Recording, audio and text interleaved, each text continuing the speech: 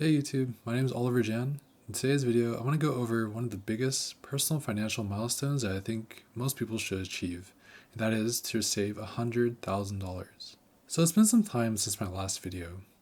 I've had a lot of time to reflect and think about where I want this channel to go, and I realized that teaching is very important. It is a great skill to have. But at the same time, I don't think it's necessarily something that can be so relatable to many people.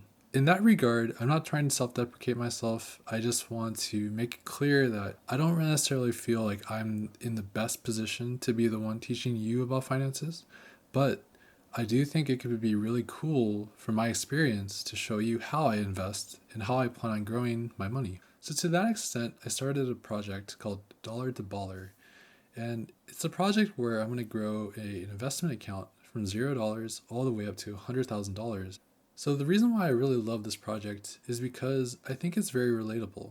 A lot of people on YouTube and social media, they talk about their wins, and they talk about throwing around lots and lots of money into investments. And of course, some of them have gains and some of them have losses which they don't necessarily disclose. So the project is like this. It's going to focus on three major tenets of personal finance. That's going to be saving, growing your savings over time, and investing your money. Saving, I think, is pretty self-explanatory. If as long as you know how much of a budget you have, you know exactly how much money you can save every single month.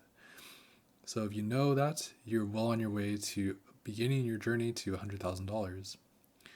Number two is figuring out how much money can you save every single month and how much can you grow it by every single month as well.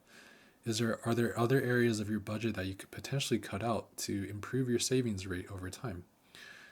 Whether it's $100 or $101 or $102, it doesn't really matter. That difference, as long as you maintain that difference and keep growing that, over time, it will grow and compound in massive ways. I'll show you pretty soon as to why that's the case. And number three is investing that money. As long as you can invest that money, you'll be able to reach your goals faster. Sure, there may be setbacks along the way, but growing your money by investing is going to be the fastest way to grow your money in a pretty sustainable manner. Would you rather have $100,000 in 21 years or 13 years? That is the question. The latter of which can only be achieved if you invest that money. The former of which is if you just sit around on cash and you let it grow in your bank account. So why exactly am I so fixated on $100,000? So your first $100,000 will be made up of mostly your own contributions. Very little of it will be from the effect of compound interest. This means that it's going to take a lot of effort and a lot of dedication to grow that amount. But the benefit, though, of having that $100,000 is that the next $100,000 will come even faster. You don't have to take it from me. You can actually listen to Charlie Munger himself in his age-old quote.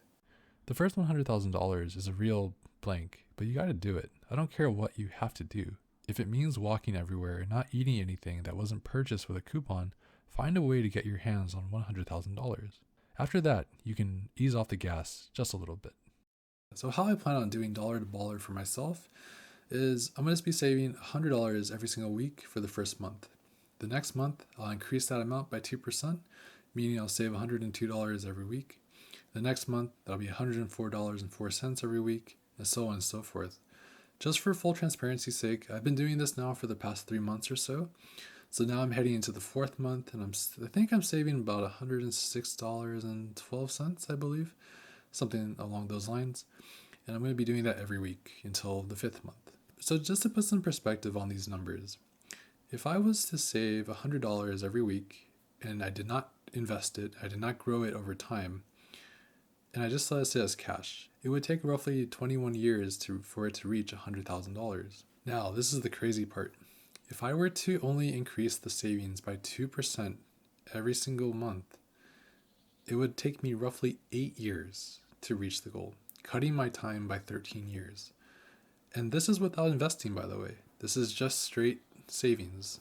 Now, to add on to this and to put more perspective, even if I were to invest my money and save 2%, I would only decrease the time by 1 year.